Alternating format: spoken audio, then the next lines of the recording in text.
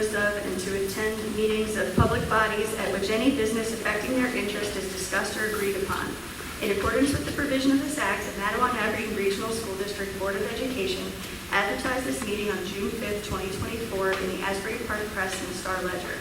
These notices were sent to the municipal clerks of the Borough of Matawan and the Township of Aberdeen and the Matawan-Aberdeen Public Library. These notices were also placed on the district website. Can you please stand for the Pledge of Allegiance?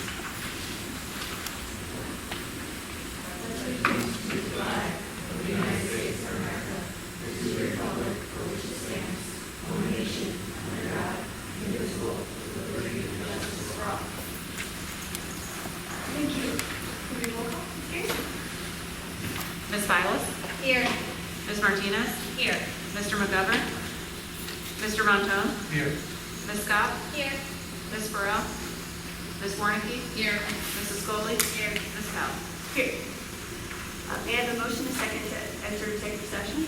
I'll motion. I'll second. Be it resolved that a closed session be convened for the purpose of discussing privacy, personnel, and legal matters. The subject matter of these discussions will be disclosed to the public when the reason for confidentiality subsides. Although the board cannot guarantee it, the length of the executive session is estimated to be 30 minutes, after which the public meeting of the board shall reconvene and proceed with business. Action will take place. All in favor? Aye.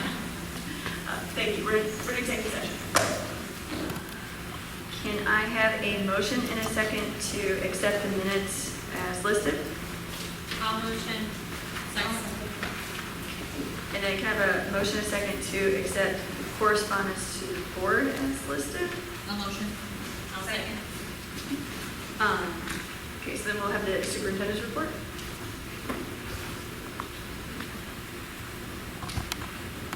Okay, just a few updates.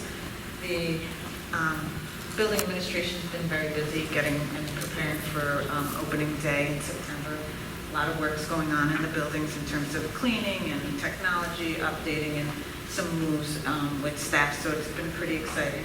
ESY has been going great. I'll send an invite early next week in regards to the last day. They will have like a family event that'll be at one of the schools, and all of the children that are participating in ESY will be there, and we invited their families as well. So that'll be fun, and to see all the little kids, because there's only 120 now in ESY. We've been working with building administration, particularly the middle school principal and the high school principal, in regards to policy 5516, the electronic device, and cell phone falls under that.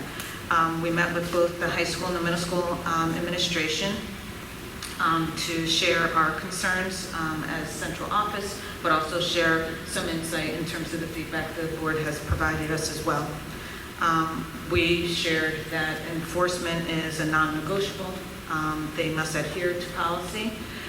They will be including in their community letter that goes to parents but also to students, that they have reviewed policy. Their codes of conduct will be updated with regards to the use of cell phones during class time. At the high school, in the code of conduct, that will be updated. We, after some digging a little bit, we realized that at the high school code of conduct that was released to students and families, cell phones, the use of cell phones was not in there in terms of the consequences during using it during instructional time. So that will be added in there. And what high school will only be able to use their cell phones during lunch and passing time. No cell phones during instructional time at all. We met and we participated in a meeting with the union reps. We asked for them to come in and for the high school principal to host that meeting. We met, we explained to them again our concerns, the concerns of the board and the community in terms of when they were allowing students to use their cell phones, what those concerns were, and we shared with them that there will be strict policy in terms of enforcement for the upcoming school year. They were in agreement. They had a few questions in regards to if it was something that was calming a student, etc., if they can listen to music. We made some recommendations that if they wanted to listen to music, perhaps they'd come up with a playlist. So we did have a fruitful conversation with the union reps, and they are supportive of the administration enforcing the policy. The code of conduct, the high school, in terms of infractions, and we'll share this out prior because that will be on the next agenda. All of the code of conducts, you will receive them. What we'll do is the team here, we'll highlight specific things that you may, based on our prior conversations, what you may want to look at so that you're not reviewing every single page in the document. So high school, like I mentioned, only lunch. No cell phone use during instructional time. The high school first infraction, warning by teacher. Second warning, they have to turn in the phone to the teacher, and it would be returned to the student at the end of class. And we had a great discussion, the student refuse to give the cell phone to the teacher, the teacher is not going to get into a back and forth. The student will remain with that cell phone, and immediate referral for insubordination. The student will be written up and also reported to the principal, and they will have to have the cell phone, go to the principal's office, and then it's for pickup from the parent. The other non-negotiable, and it came up in terms of what the consequences were going to be. Right now, the code of conduct reads that cell phone use and for insubordination, they get 1 day of ISS. So MAMS is the same as I mentioned with high school, with the exception that there's no cell phone being utilized. They're not able to use their phones during lunch. And then Lloyd Road, that was the other building that we met with the principal there. The same applies, no cell phone at all during instructional time, nor lunch or passing time at all, no cell phone at Lloyd Road either. We did the conversation that came up at the middle school and also with Lloyd Road, where it was the actual concern with laptops that they were able to go onto additional websites while in class. So we investigated. They're currently, we use Lightspeed for security reasons. So we spoke to technology if there were any additional add-ons that we can include with our purchase, and there happens to be an add-on with Lightspeed that we can purchase, which is approximately $3,000. And that would cover grades 4 through 12, and that feature is actually for the teachers to, they call it it's a classroom management feature, so the teachers are able to, when they enter the classroom, when they're opening up the Chromebooks, they're able to just put the Chromebooks on lockdown, and they will not be able to go into other sites or hold other chats as well. And we also emphasize, obviously, Google. We know that you can chat in Google, so they can also turn off that feature as well, and which they will be doing as well. So we were very pleased in terms of the discussion. We talked about the policy that was approved at Middletown. The staff, felt that they can enforce policy with this policy, and they recognize that that is of concern. We also discussed, and I'm going to have Mike speak about the wait to 8 as well. And then what the plan is that I will send out a community letter that will highlight some of the things that are taking place right now and also for next year in anticipation for the beginning of the school year. Cell phones, this policy will be covered in there. And shortly after that, the high school principals the admin team will send out their letter, the communication to parents and to students about the policy.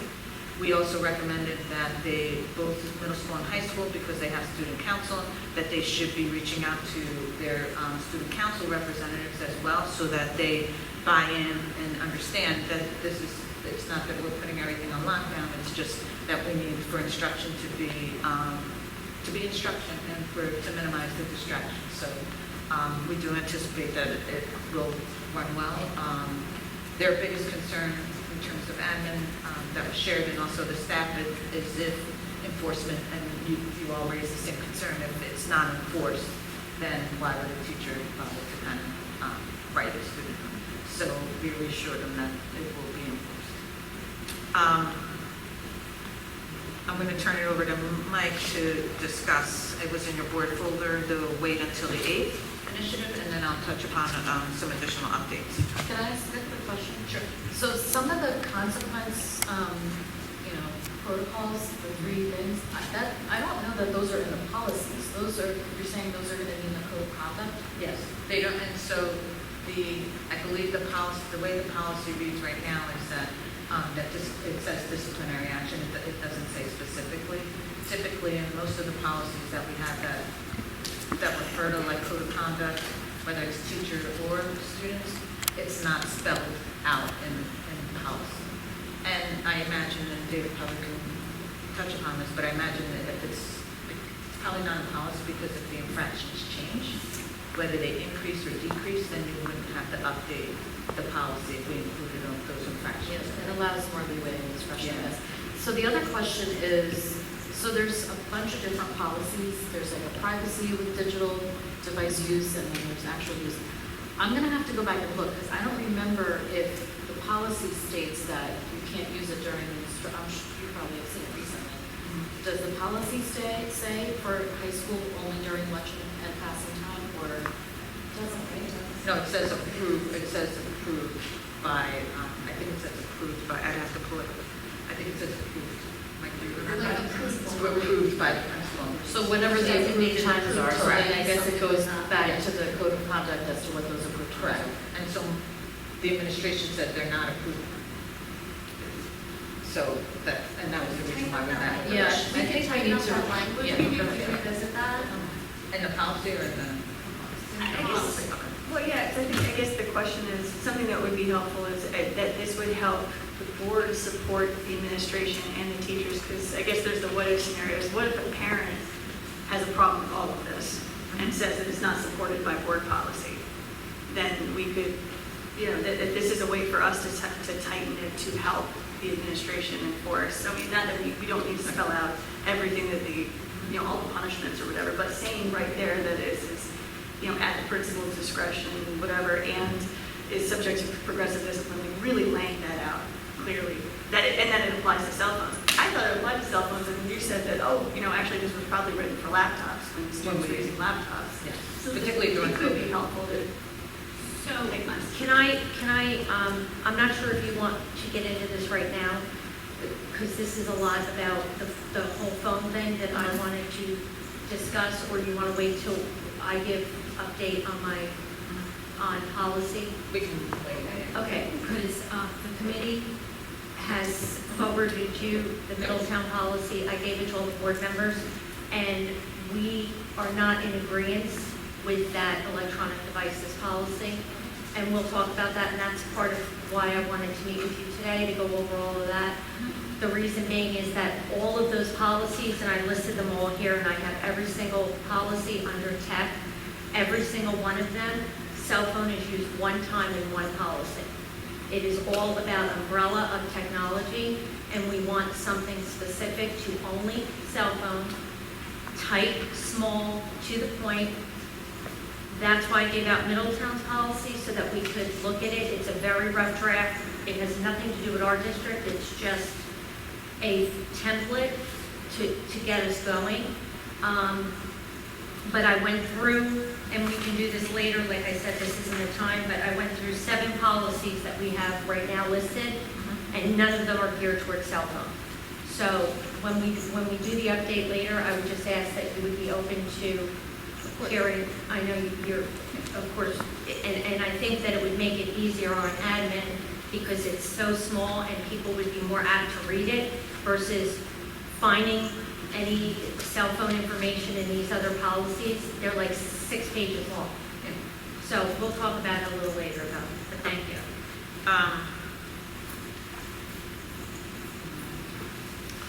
So we did share with the board folder, the Wait to Aid campaign. So it is a national campaign which does a couple of things. It first empowers parents to band together and take a pledge to say that they are willing as a family to wait to purchase a smartphone for their child until the end of 8th grade. It's part 1. Part 2, maybe even more importantly, it's designed to educate parents on some of the dangers of a cell phone or of a smartphone, things like how it affects a child's sleep patterns, how it affects behavior, how it affects anxiety and building relationships. So there's 2 different avenues that come from this particular campaign.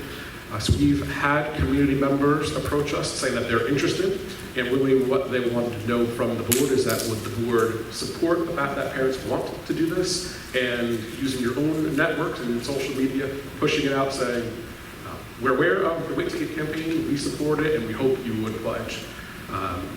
It's important to know that at no point does it say we're, as a board or as a school district, we're against smartphones, or parents should not purchase smartphones. That's not the position. It's how can we educate and how can we empower parents to make a decision. We have an obligation to keep kids safe, but we also have an obligation to support parents, and this is just another way that as a board and as a district we can do that. So if there are any questions on the Wait to Eighth, there's an FAQ in there, there's a flyer that you wanted to share out, and that's what parents would share amongst themselves as well. So my only question, Mike, would be what is our position? How are we getting it out there and making it known, vocal? I know the new social media, the new website and the Laura Bishop, that would be a great thing for her to push. But other than just saying it's there, I want there to be energy behind it. Yeah, so let me address both of those. So the position, the board was going to have to take a position. The administrative team we have an obligation to keep kids safe and to support parents, and this is another way to do that. We can see the repercussions of smartphones in schools, working with staff and working with kids, so we know that. But the board's going to have to take a position. The community is hoping the board's position is that we support this. How do we get it out there? Can the board on the board's Facebook page post the flyer, post some messages? Can the board network with your own partners and neighbors and people that you know within your individual schools and in your neighborhoods? Can you help get the word out? And then we take it to the next level where this is Prez's letter, whether it's a back-to-school letter or in the fall, where we mention this, we put a link to the flyer. School principals do their newsletters, they push it out as well. Because really it's about getting it into the hands of parents so they're aware that one, it exists, and two, that it's designed for them to take a position.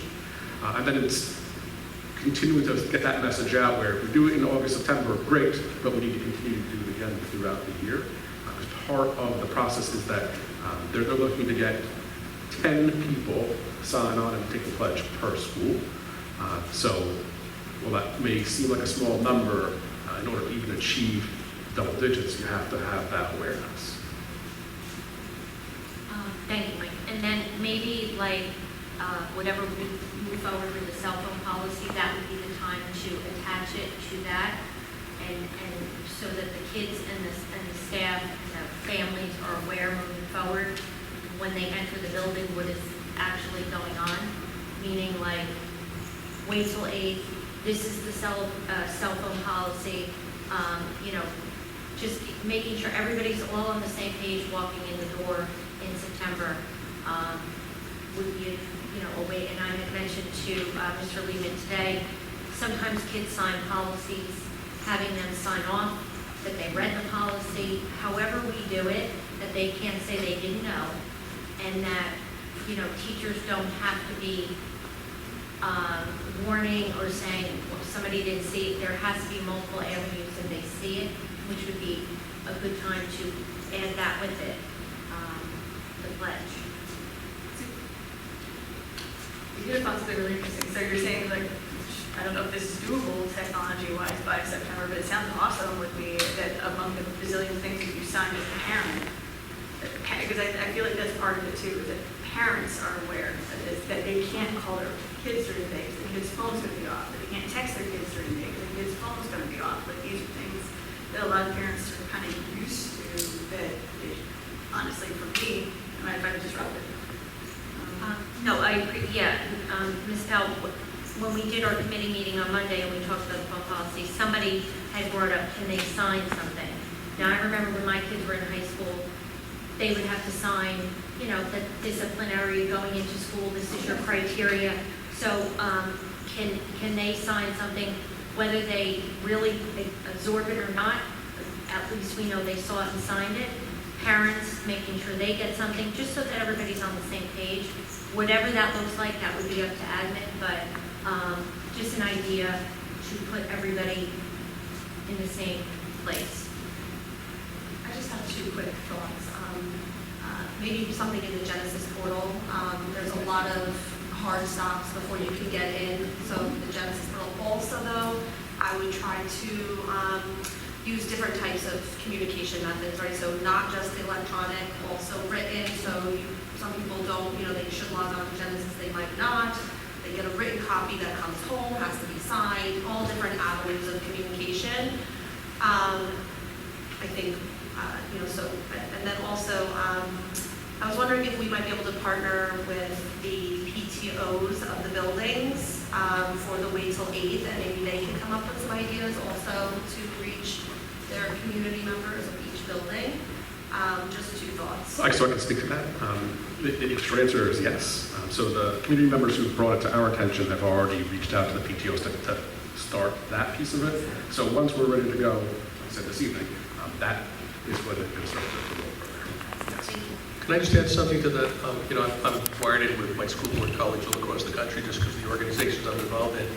And some of them have told me that what works well in their school, just to draw visibility to the topics, they're actually highlighting it on their school marquees, on the jumbotrons out in front of the school, like something's up with cell phones.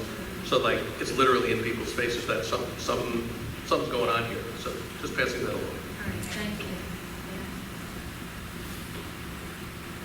So do we need to vote? I wasn't quite sure about that part of taking a position. Do we just have consensus, or do we vote on something, or like what is needed? Yeah. I would take Mr. Rubin's opinion on this, but I believe it would be just a consensus. Yeah, I don't know what you're actually voting on. I mean, right now, as hazy as your policy language may be, I think there's enough language in there that already pre-empowers the administration to be doing whatever you decide by consensus here tonight. I think on top of that, I think you will want to sharpen up what your actual policies say, but if we were going to take a vote tonight on something, I'm not sure what that something would look like. So I think if the administration just takes away whatever your consensus is, the sufficient policy language there, as oblique as it may be, that will empower them to do it until you come out with an explicit policy. Well, and are we then, from a consensus standpoint, I guess one of the things would be that do we have consensus to communicate out that we support the Wait Till 8th effort? I think that would be something, that'd be speaking as the board. Okay, do we have consensus? Yay. Yay. I think so. Yeah, everybody's nodding for it. Thank you. In addition to the Wait to 8, there is another organization, it's Log Off Movement, that I will be looking into and speaking with my colleagues. It's actually, the founder she's now in college, but she started the movement when she was a high school senior. She comes out, she does guest speaking engagements, her and her other colleagues, in terms of, talking to kids in terms of watching screen time and things like that. So I will be reaching out to her as well. In terms of transportation update, I had shared that the survey went out to 2,000 families, which is about 50% responded to that. Out of the 50%, we have 25 students that we will send waivers out, so they are giving up their seats on the bus. So we also talked about that if a student is not on the bus by, say, day 10, that we will also be reaching out to those families to see if they are also forfeiting their seat as well. So we are in communication with our new transportation manager, and we'll be doing that. We collected the data on the number of students that would need to cross over 34, which is really our high school students. And we had, we have 19 students for next year that will need to cross over 34. I've been in communication with both chiefs in terms of the crossing guards. I'll have another discussion with the chief of Aberdeen in terms of the Route 34. The concerns there that there weren't any crossing guards there, so I'll be reaching out to them. What I did learn throughout this whole research and finding out about the crossing guards, that it's not necessarily him, that somebody else is in charge. So I have his name now, so that's who I will actually be communicating with both of them to make sure that they're putting that out there, that we need the crossing guards on 34 as well. We are starting the breakfast club. We posted for that position at the high school, and that will start at 6:45. In terms of middle school, to date, we have 3 students for AM enrolled with the YMCA, and 2 in the afternoon. We will be sending out a flyer again to all of our families, and it is prorated based on the amount of time that they will be utilizing it. They do not need to, and I'll emphasize again, they do not need to participate in any of the clubs after school. It is flexible. They have free and reduced, if they are free and reduced, or they have issues in terms of payment, et cetera, they will speak to and handle those families individually. And we can, once we know too, if a family does share that with us, we call and advocate for them as well, in terms of if we know that they're having trouble paying. And they've been always working with us throughout the years on that. In terms of, I mentioned the early drop-off at the middle school, the same thing will happen. And we did have that last year for when we had to change some busing times. So we did have staff available, but this year it'll be for the YMCA, because we do anticipate that it's going to be well before, like 10 minutes before arrival, probably a half an hour. I think that's it. Okay, please. Sure.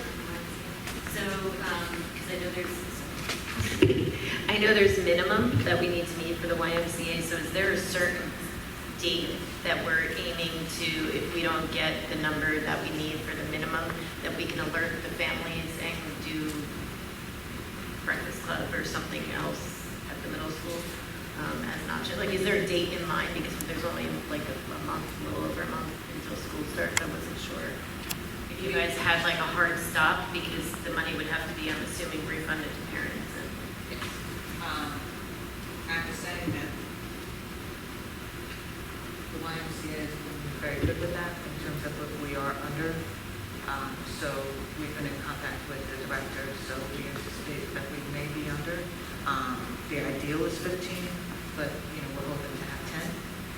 Still go with 10, and I'm sure that we can work something out with them, because I think it's going to be a staffing issue that they wouldn't want to hire somebody full-time if we don't have the students, which I understand. So we've been talking about some, additional planning with them. Because my only thought is that there could still, There could be it's not people like out a broken record, but there could still be a need. It could be just a financial piece that is still.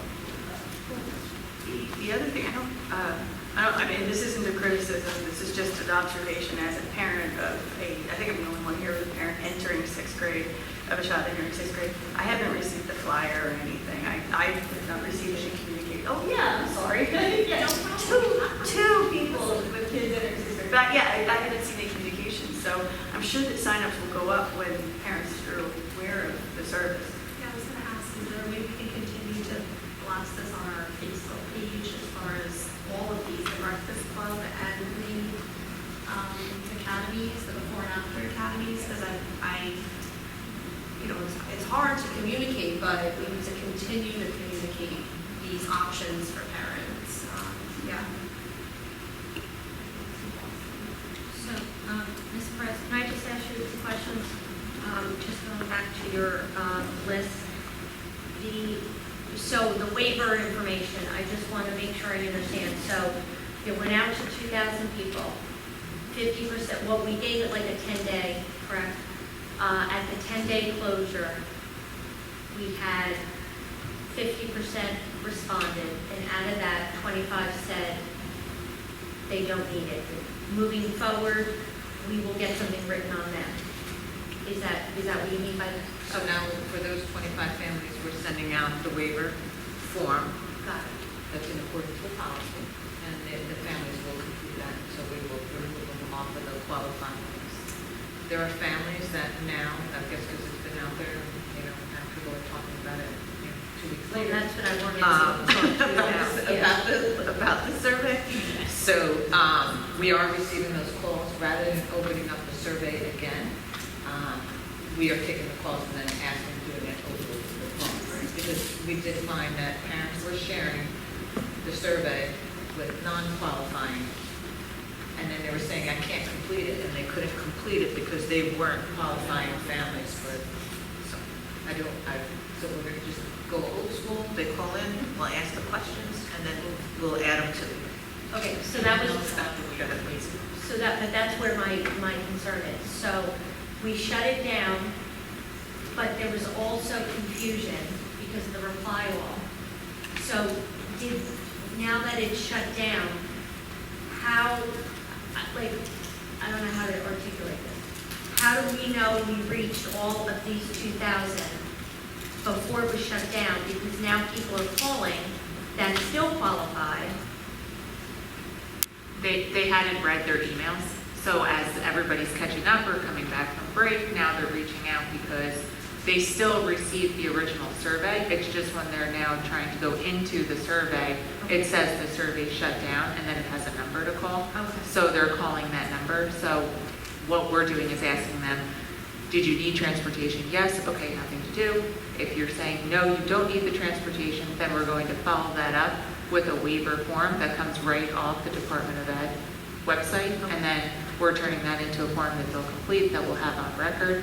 If and when there's a time that they might need to then, reinstate transportation, then we're going to have to create a policy, not a policy, sorry, but create just a procedure for that, because we have to tell them, you need to provide us a week, you fill out the form goes to transportation, you give us a week, then your child would be back in the bus, and you would provide, your bus stop and your arrival and departure times. Okay, so that was my concern because so it's still sitting in their inbox. Correct. It doesn't disappear. It doesn't because we disappear. shut it down. It's still there. Okay, so there's potential for more than 25 coming in. We're very hopeful. Right, yeah. Okay, and then, I just lost my total train of thought. Yeah, go ahead. Those 25 seats, right? 25 seats that were waived. What are we doing with those 25 seats? Are we doing anything with those, or are we just holding them? Well, currently, we're going through where those 25 are, and, whether it's elementary, middle school, or high school, and then identifying the stops and then building the sites, and then we will still hold seats like we do on the routes. However, it's kind of the same process of when we have move-ins during the year, different things like that. It'll kind of fall under that scope. So is there a potential that those 25 seats get filled with other students? Or Yes. do we need to hold them just in case there's a change, a life-changing event, and somebody needs transportation? We always hold for life-changing events because we always have move-ins. Yeah. So that's very typical for us to do. And then obviously we'll have an even better idea as we move through and take attendance on the first 10 days to see who is utilizing and not utilizing the bus. So I that was my have a- piece. Oh, I'm sorry. I just had a separate transportation question. I'm wondering if this has been addressed in the past. As a parent of someone who has a new driver, I do know that when you're coming down South Atlantic Avenue and Church, that intersection is absolutely horrific, and there have been some car accidents there. I teach in Hazlitt, and we have a police officer directing traffic within about 15 minutes of when all the young drivers come in to help them not get into accidents. Has there ever been any kind of conversation of taking care of that corner and even South Atlantic Avenue in general, the students who almost get hit even walking across the street there who are getting dropped off? It's a very serious area, and I just don't know whether it's ever been looked at, discussed. I'm not aware. I'd have to talk to the chief in terms of everyone was ever there. I thought there was a part-time there, but I'm not sure. There's no crossing guard, and the visibility is nearly, there's almost no visibility coming up the hill from Lloyd Road. If you're facing Lloyd Road, the cars coming from Lloyd Road, you can't see them till they get to the church, and so many people are making left turns, and they're all backed up, and it's very treacherous. And I know students who have almost gotten hit just trying to walk across the South Atlantic Avenue to the high school. So I just didn't know, as someone who hasn't been on the board for a year yet, I haven't heard it mentioned. When we meet, we know we're meeting with traffic safety to introduce the new transportation supervisor, so that'll be one of the topics we bring up. I appreciate it. Thank you. Ms. Case, that was the one question I So just talk to me about the 10-day. So how are the parents going to know that they have 10 days? Where are they, like, how are we informing them that, hey, if for some reason you don't use your bus on the 10th day, we can remove you? Where is that, or how is that being used? It's a discussion, and it's really more, in essence, for us to work with our drivers and our aides who are on the buses. So one, we're getting a better depiction of who is riding the bus and who isn't riding the bus, and then to kind of utilize that time to take those stats and then reach out to those families and ask them, is this something you are going to be utilizing, or is this not something that you're going to be utilizing? And then take that data from there.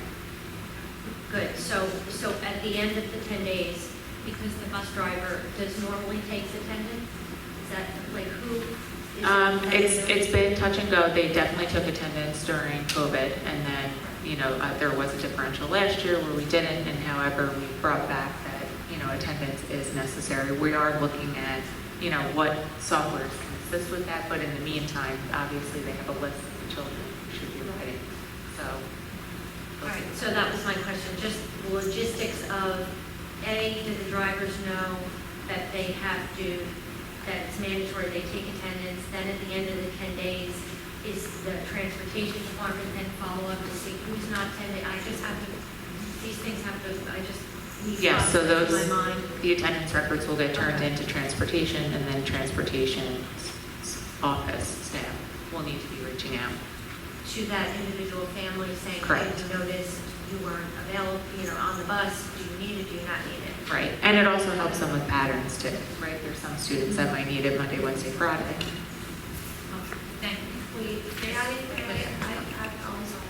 I'm just going to say, Ms. Martinez, we could also include it when they receive their bus pass. Put the word on there as well. Here's your bus pass, and if you're not on the bus, then And the bus pass has like other sections, right? It would be at a bus stop. Exactly. Right, that's good. Yeah, so you please make sure to remind your students to put on their seatbelt. Yes, that to me, I'd rather over-communicate it than them go, well, I didn't even know about this 10-day thing. Well, I mean, for what it's worth, I don't think we could take anybody's seat without a waiver, a signed waiver. So- No, I know that, but why Parent would have even to get sign people the ruffled waiver. to even get upset to think, well, I didn't even know, and go, well, if it says that you think, oh, I'm sorry, it said it on the bus, back of the bus pass, that's okay, if you do need it, but at least somebody hopefully will read it, but yes, thank you. All right. I just wanted to ask a question about, what does the bus pass even look like? Is it like it's an ID, or is it a piece of paper? It's or right what on is it? Genesis, when you log into your parent portal, if your student takes the bus, then it'll tell you the stop, the arrival time. So it's not like an actual pass that the student carries and. Some like to print it out, you can download from Genesis if you want. Okay. A lot This is more all new to comfortable. me, so I'm like, what's a bus pass? Okay. When you're in the parent portal, a lot of the parents feel comfortable printing it out and bringing it to them, to the bus stop, assisting, the driver or the aide, having it on site. Some of the kids will walk around with it. Okay.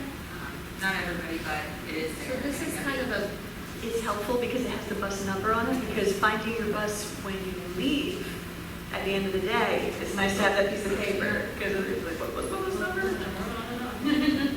So this piggybacks to my next thought. I would really love in the near future or farther future to try to take that liability away from the drivers and the assistants, and maybe a software, as you said, where we can, have the students scan something that they're on the bus, the parents can see that somehow in real time.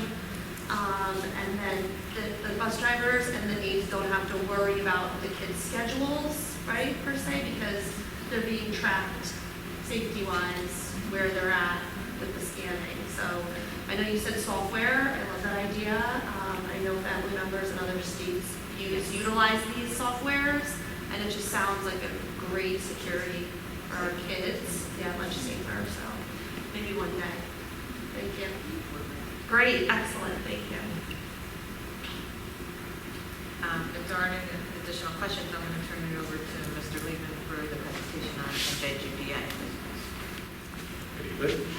So this evening, this is part one of a two-part presentation on the required presentation to the board sharing assessment data from the previous school year. So tonight we're going to look at NJGPA and access for ELS. So the first presentation, part of the presentation, this is information you've seen before, but I'll go through just to kind of reset the content. So the NJGPA, this is an assessment that's given to 11th graders at the high school. It's a required assessment. It assesses student proficiency in English, language arts, and mathematics. The ELA component is aligned to grade 10 English, and mathematics is aligned to algebra and geometry. First of all, just saying we're required to do this. Second goal, it says sometimes students don't pass the assessment. We'll look at that in just a moment, which we would hope everyone would take it serious and pass the first time around, but if for some reason you don't, there are other avenues that you can show that you're proficient in order to graduate. That could be retaking the assessment for the summertime. In fact, we just did the retake this week. There's an alignment to other assessments, or there's a portfolio process. So there are avenues to show that you're proficient in order to graduate, but the preferred and the first is meeting the cost work in JGPA. So here's the data. So this is from the assessment that last year's juniors, the rising seniors, they took. So English language arts. In our district, 87% of the students have demonstrated that they're ready to graduate versus the state was 81%. So 13% of our students did not show proficiency compared to 18% of the students across the state, so they're their peers. And in mathematics, 64% of our students showed their graduation ready compared to their peers across the state, which is 54%. So compared to 30%, 6% of our students are not ready compared to 45% of their peers across the state. So a logical question would be, so how is this compared to last year? So I would warn you in terms of making the comparison year to year. Here's the pitfall in that. It's a totally different group of students. So the students who took the assessment, so the students who took it the year prior, 2023, it's a 4-point drop in this group compared to the first group in both categories. So same percentage drop. So it was 91% and 69% in mathematics. So it's very difficult to compare group to group, even though they do the same assessment. It's a different case. The important piece is that we're trying to maximize the number of students who are ready to graduate and that we're ahead of our counterparts across the district. So some notable achievements. Again, look, we're very focused on a particular group of students at the high school. The students who took it in 2023, 18 students achieved the seal of biliteracy. So when they graduated, they had that notation on their diploma. That's pretty significant, so that they demonstrated proficiency in another language. We're looking to have a similar number of students in this particular cohort achieve the seal of biliteracy. We continue to outreach, so we continue to outperform peers across the state in both English language arts and mathematics. We had an increased enrollment in the upcoming school year in students who are taking advanced placement courses compared to the previous year. And we do have new course offerings for the 24-25 school year. So those are some important things that we're doing. That's happening already. Those are good news items that we're proud of.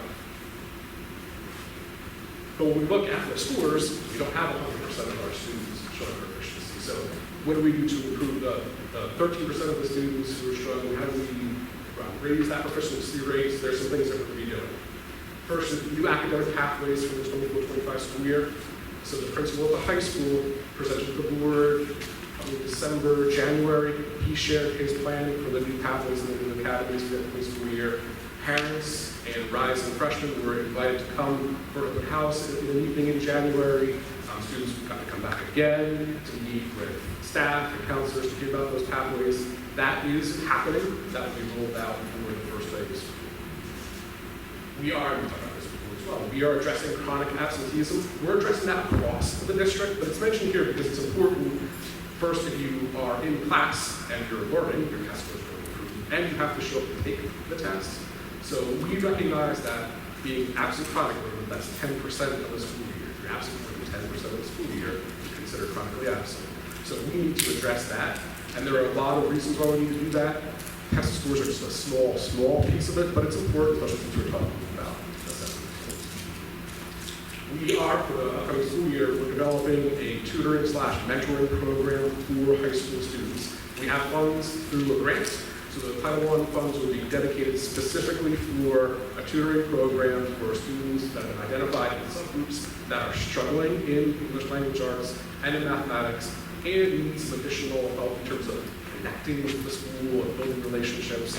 So that program is set to roll out in the upcoming school year, so you can have dedicated funds specifically for tutoring. And then curriculum updates. So the first one, you heard me present probably a month ago or so, and I shared this with the board at the crossroad. There's new standards for English language arts and mathematics at all grade levels, at all schools. That's already been done. The work's been done for the school year. Teachers have been trained. That's ready to go for the first day of school. We are writing new curriculum guides. The board's already approved. Staff to write the curriculum. You'll see more about that August meeting. We've approved those guides. We're writing curriculum guides for courses, and then reviewing participation of subgroups in terms of how active they are involved in higher level courses. So those are things that we're doing to target students in order to improve scores, but more importantly, so that they're ready to graduate. So that's the first piece of it. The second piece, different assessment, typically different groups of kids. So the access assessment is for what we see access for L's, English language learners. We know that they're now multi-language learners. So we gave this particular assessment for the spring as well. A lot of data. I'm going to show you better images of all that will look nice, it's easy to read. So what this shows is that we have students at all grade levels, from kindergarten through 12th grade, who take the assessment. It's on a scale of 1 through 6. 1 is low, 6 is high. We want to be able to ideally be on the right side, 4, 5, and 6, rather than in the lower side, levels of 1, 2, and 3. So I'm going to show you some data in a moment, and I'll talk about comparisons to the previous year so you can see where students are at. So same data, same information, just a little bit easier to read and to look at. And so you can see when you look at the middle bars, which are the brighter yellow, that will be level 3 to the right for 5 and 6. So this just gives us a better picture of where students might be. I'm going to break it down by buildings in just a moment, which makes it a little easier to take a look at. For example, so here's Clifton Elementary. So you can see the same ranges of scores, 1 through 6, and see broken down by grades, A through 3. What's important to understand, and this is really a good thing to point out, that when we looked at last year's data, many of the students were in levels 2, 3, and 4 in all buildings that took the assessment. This year, this set of scores, students have moved up. So they moved from 2 to 3, 3 to 4, 4 to 5. So we're showing improvement in terms of students who are taking this particular assessment. They are showing growth, and that's really what we want to see for this particular group. They are showing growth, which means improved scores. So I'm going to go through this pretty quick, and really the purpose of showing this to the board is this data is accessible to our teaching staff. So when they're looking at their particular students, they have an idea of how they school, what they need to do to improve, what has been working, and what they need to improve in terms of instruction. Looks as overwhelming as the first one I showed you. Again, the only reason I'm showing this to you is that this takes the same categories, the same grades, but breaks it down by subgroups. So it's broken down by race, the number of students tested, and where their professional levels are at. Again, I'm just sharing this with you just so you have an understanding that our teachers have access to this data. This is what they use when they start to break into their own PLCs, and they have conversations about where their students are coming in, where we need to improve, what aims have we made so we can continue to build on that. They have access to this data, which is really, really valuable. They actually have even more data that we wouldn't be able to share publicly that really breaks it down so you can see individual students as well. And so the takeaway from this is that we have met our obligations to assess our multi-language learners. They are showing improvement. They are showing gains where they're moving from levels 2, 3, 4, 3, 4, 5. This is the rest of my presentation. Only because the numbers right. How many students were tested? So the total number of students, 100 students. That's the district. Yeah. I just wanted to, I think that's important for you all to know that That's the number of students that continues to grow each year. That's a little bit of a slight increase from last year.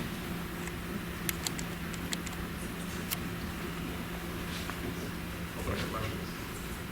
Can I ask a question? Just with the NJGPA, even though I appreciate that we're doing better than other districts, to me, it's pretty horrifying that 36% of our students aren't meeting the need to graduate in math, and even 13% in English. I mean, I don't want to see any students not being prepared. And I know that they can do portfolios and things of that nature to prove things, but what are we doing about actual learning, learning the content? 36% is exponential. And I'm not blaming it on us as a district, obviously, because it's a statewide issue. But that's a horrifying number for basic skills. Like we said geometry and algebra 1, Yes. correct? Yes. So I'm just curious for you, in the position you're in and the experience you have, like, what is going on? Is this a percentage that's been consistent for the past, say, 10 years? Is this something since our COVID days that's increased? Do you have any sense of what's going on that you could explain?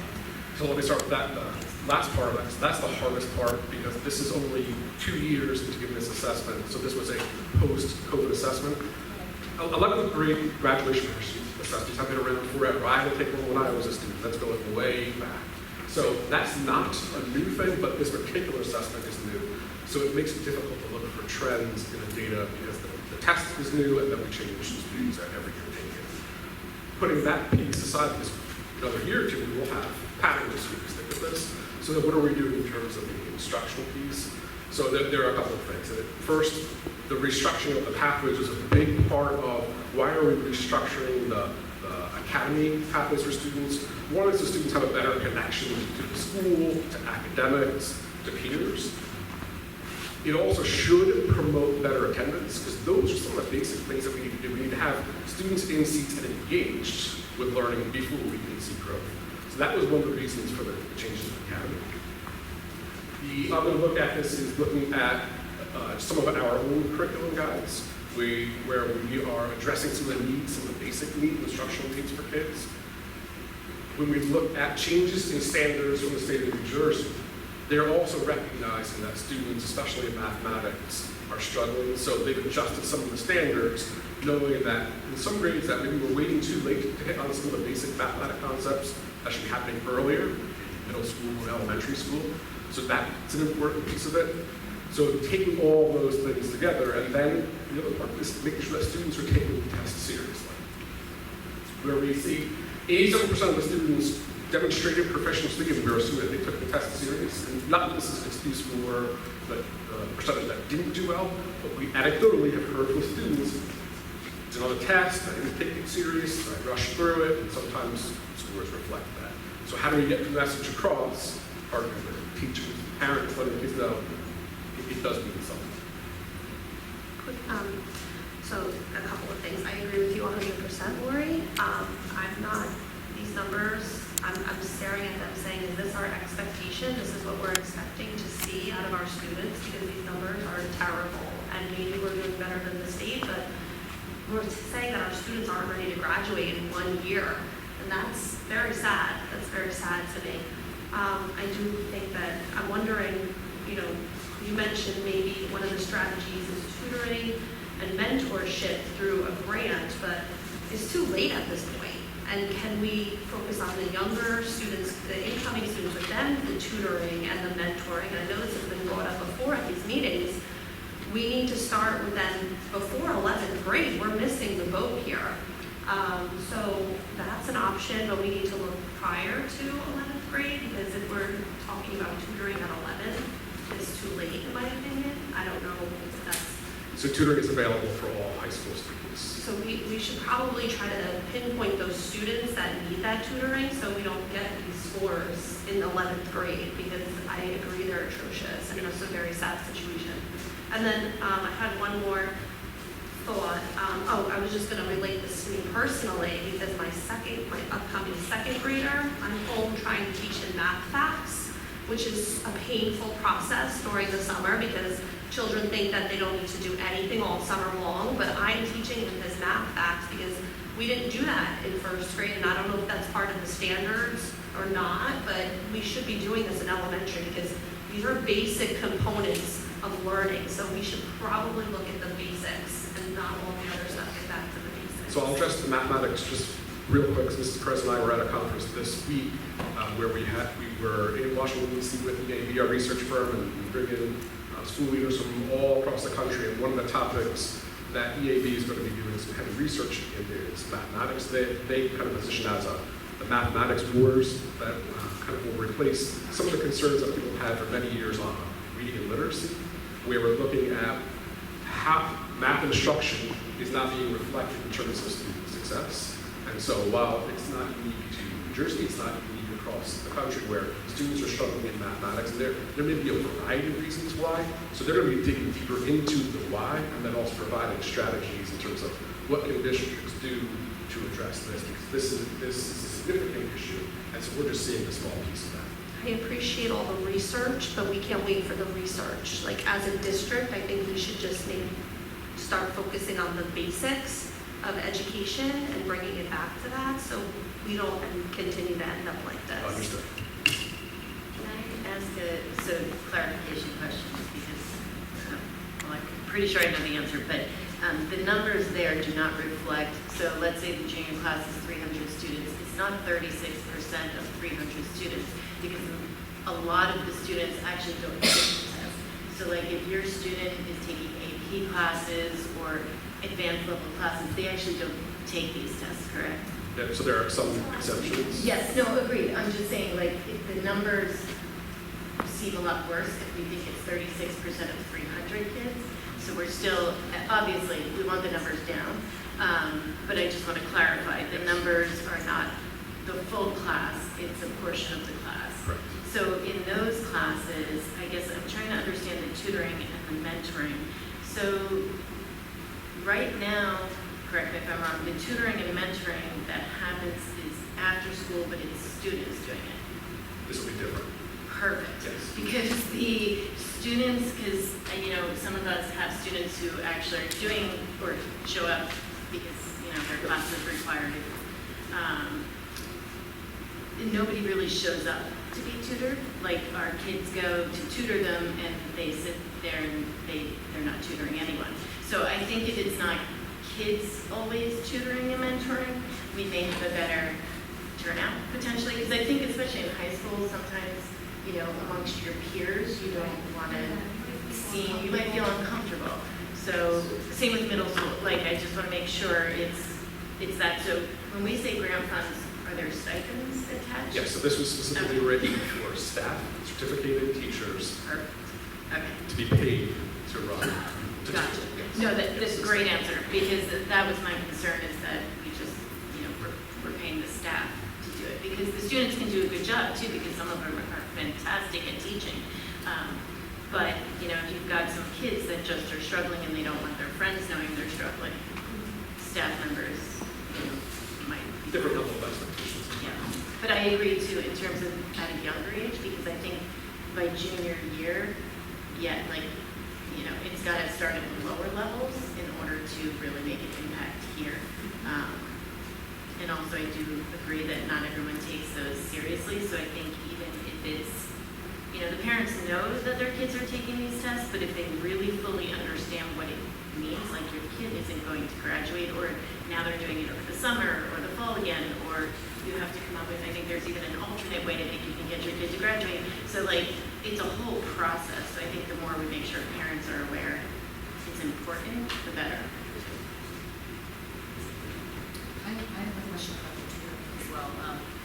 So we talked about before, when you're tutoring at high school, everyone kind of just shows up and sits there for their college hours or whatever. Can we look into giving some guidelines or guidance to those students that are tutoring peers so that they know how to engage students that might need help, or give them some tactics or strategies on how to actually tutor? Because I know you might know how to do it, but not know how to teach someone else how to do it. So I don't know if that's something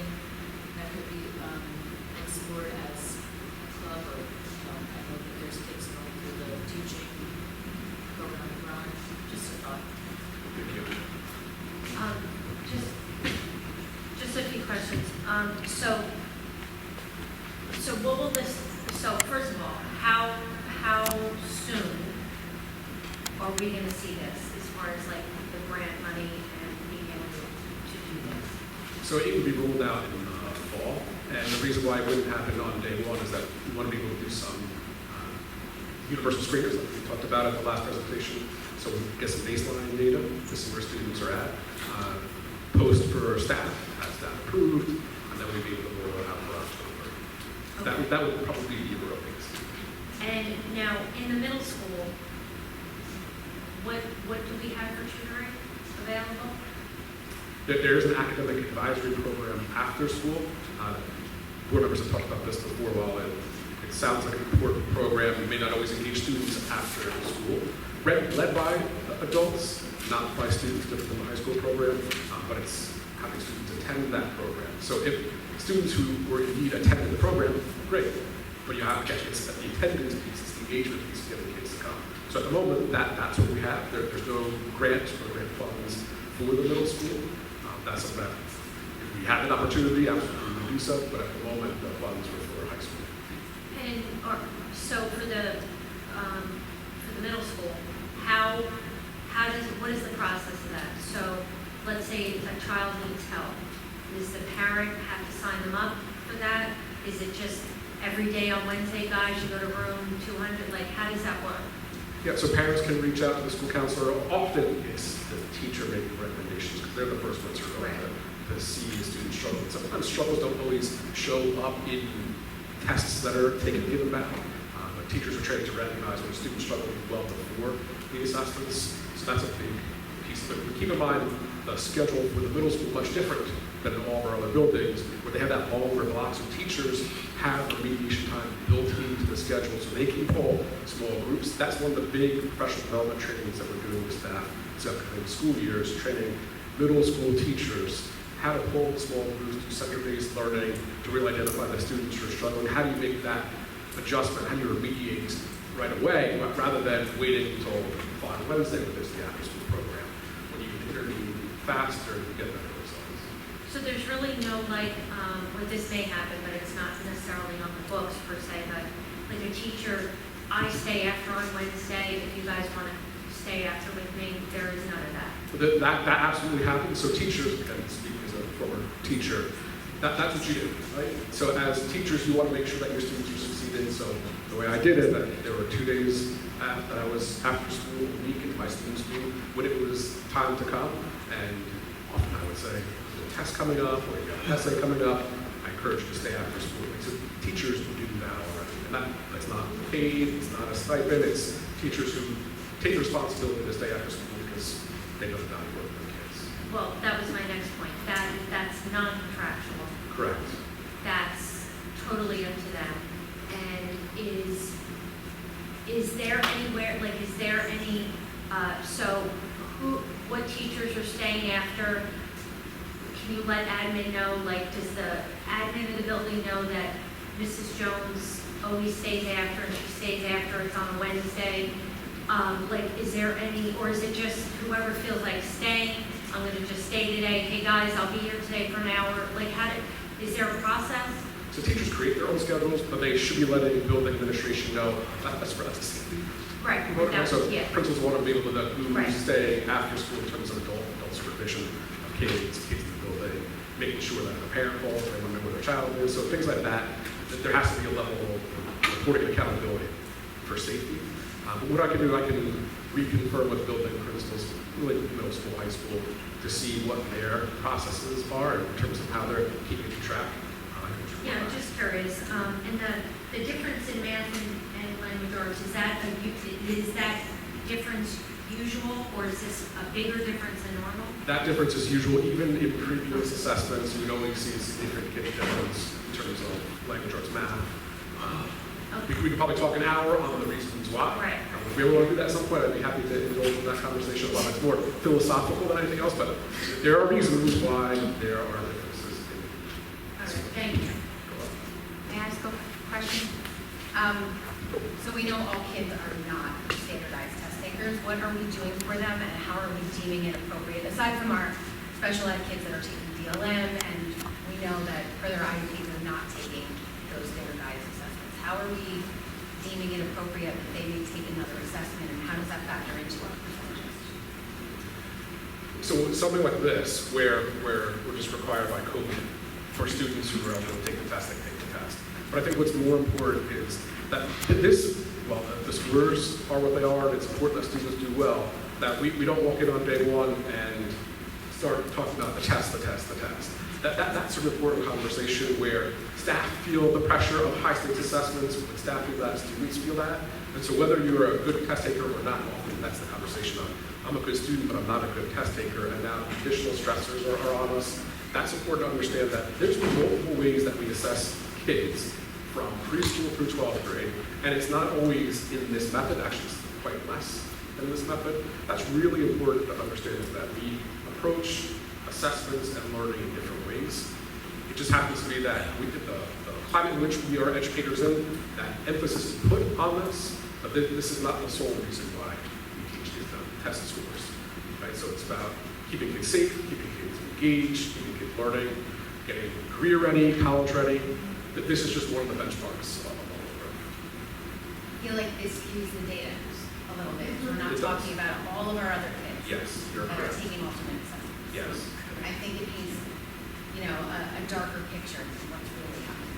Yes, you're right. Yes, so I apologize because I had a very grim outlook just a little while ago, but it might paint a darker picture than really that's out there in our district. But let me just circle back to MAMS, because I have an upcoming 6th grader who, I know you knew that, it's okay. I'm just kidding. Who decided he wanted to take study hall, enroll in study hall this year. So do we have an educator or somebody who can be in the study halls if there are students that are actually doing homework to assist them? If there's a question, can we use that time a little bit to assist the students that are in there if they're, rather than after school or other ways, is it possible? Do we have that? Is that a thing? So certificated teachers do go on study hall. So that's important to understand. So certificated teachers are in there supervising study hall. They are available to answer questions and help. The downside is, if I'm an English teacher and you come to me with an Algebra 1, you're talking to the wrong lead. Mrs. Lee would credential the Algebra 1, but I wouldn't be able to. That's the only downside of it. When you get into the secondary education and we're specific in our content areas, I can help you with the word problem, help you read it, but it's like the math. There are people there. There are some And people. or to guide them for further need, like if they need more than what that certificated teacher can provide for them, they can at least navigate the pathway to help them. Yeah, a lot of times it's critical thinking. So any teacher can help a student critically think through a problem. So what are the steps? This is reflective thinking. What are the steps that you're going to take to approach this problem? So if you get stuck, what do you do? What are your study habits? Any educator is more than qualified. Thank you. Can I just say something about study hall too? So I've had 3 kids actually all have to study hall in the middle school, and I've seen it. I actually think it's grown a lot in terms of for the better. When my oldest was in study hall, it was a little bit more free time. Now I think it really is study hall time. Like the kids go there, a lot of times they have to turn in phones if they have them, they're not supposed to be out anyway. But they do their work, which I think is phenomenal. It's not just a free period. So I find study hall a really great time for the kids. They get a lot of their work done there. Also, Ms. Hall and I were just saying how sometimes other teachers will use that time if your child missed a test or if they recognize that your child needs extra help in math, for example. I've had a child who was pulled out during study hall time and got to go see the math teacher to get extra help. So there are times where you as a parent can reach out and say, hey, while my kid's in study hall, if you don't have a class that you're teaching during that time, would you be able to maybe get a little extra help? So from that standpoint, yes, but otherwise I think the staff in the room is for guidance, essentially. Yes. Yeah, the middle school, just because the way the schedule set up, has the most flexibility for interventions compared to the secondary district. Just to say really quickly about the grim picture too, it was news to me that that kids that take AP tests or whatever don't have to take the. I was thinking, as somebody that grew up in New Jersey, I had to take the even though I was in all AP classes senior year, but like, that does definitely skew the numbers a lot if you pull out like, you know, the top 20% of the class. It is not